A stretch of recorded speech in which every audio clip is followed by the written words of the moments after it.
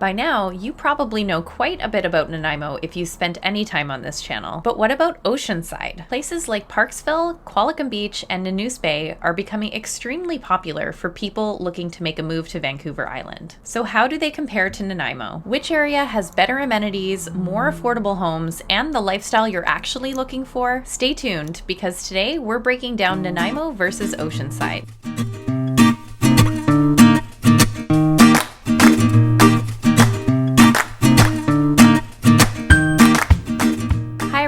If we haven't met yet, my name is Rita, and I help people relocate to Vancouver Island just like I did. This channel is all about helping you understand what it's really like living in Nanaimo and the surrounding communities, so you can make a confident move here. And if that sounds helpful to you, make sure to subscribe to this channel. And if you're seriously considering a relocation here, make sure to get in touch with me using my Calendly link in the video description below. So to start, let's look at where these places are actually located, because this can make a big difference. Nanaimo is located on the east coast of Vancouver Island, about halfway between Victoria and Campbell River. It's often considered the main hub city of central Vancouver Island. Oceanside, on the other hand, refers to the coastal communities just north of Nanaimo, mainly Parksville, Qualicum Beach, and Nanoose Bay. From Nanaimo, it takes roughly 20 minutes to reach Nanoose Bay, 30 minutes to Parksville, and about 40 minutes to Qualicum Beach using Highway 19. So geographically, these areas are very close, but the lifestyle feels quite different.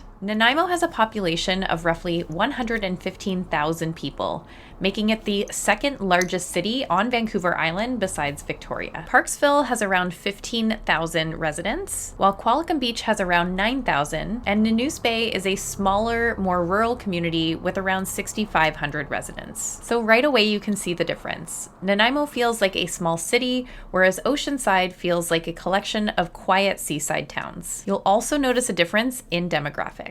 Oceanside has traditionally been known as a retirement destination, particularly Qualicum Beach. The median age there is significantly higher than it is in Nanaimo. But in recent years, more families and remote workers have been moving in, especially to Parksville and Nanoose Bay. Meanwhile, Nanaimo has a much broader mix of residents: students from Vancouver Island University, young families, professionals, and retirees. Now let's talk about amenities, because this is where Nanaimo really stands out. Nanaimo actually has the largest shopping center on Vancouver Island, Woodgrove Center, plus a Costco and big box stores like Walmart, Home Depot, and Best Buy, and plenty of grocery store options. It also has multiple recreation centers, sports leagues, and a growing restaurant and brewery scene. In Oceanside, things are a little quieter. You'll still find grocery stores, local shops, and restaurants, but you just won't see the same level of commercial development. In fact, many residents of Parksville and Qualicum Beach will regularly drive into Nanaimo for things like Costco trips or larger shopping trips,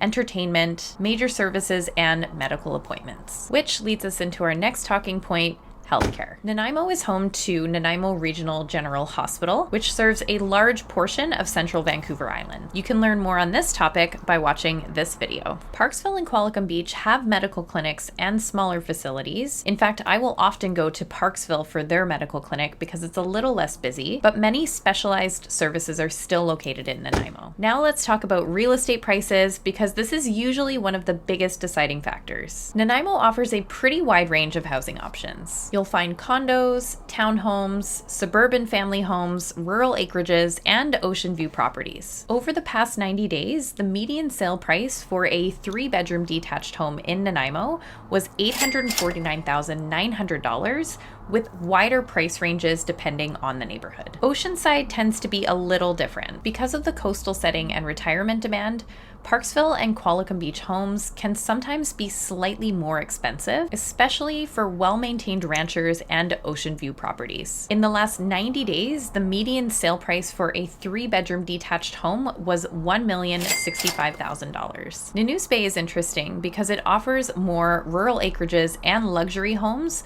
particularly especially in communities like Fairwinds. So while Nanaimo can be more affordable overall, Oceanside often attracts buyers looking for quiet coastal living and single-level retirement-style homes. If you're moving to Vancouver Island, chances are lifestyle and outdoor recreation are huge priorities. Nanaimo is very centrally located, making it a great launching point to explore the entire island. There are endless beaches nearby, and within minutes you have access to places like Mount Benson hiking trails, Westwood Lake, Neck Point Park, and Newcastle Island. Oceanside, however, is known for something Nanaimo isn't quite, and that is long, sandy beaches. Parksville Beach and Rathtrevor Beach are some of the most famous beaches on Vancouver Island, especially during the summer when the tide goes out to reveal huge stretches of sand. Qualicum Beach also has a beautiful waterfront, plus access to outdoor destinations like Little Qualicum Falls, the Aerosmith area, and countless hiking and biking trails. So if beach walks and quiet nature are your priority, Oceanside is pretty hard to beat. Another major factor when choosing between these two areas is travel convenience. Nanaimo has two major ferry terminals,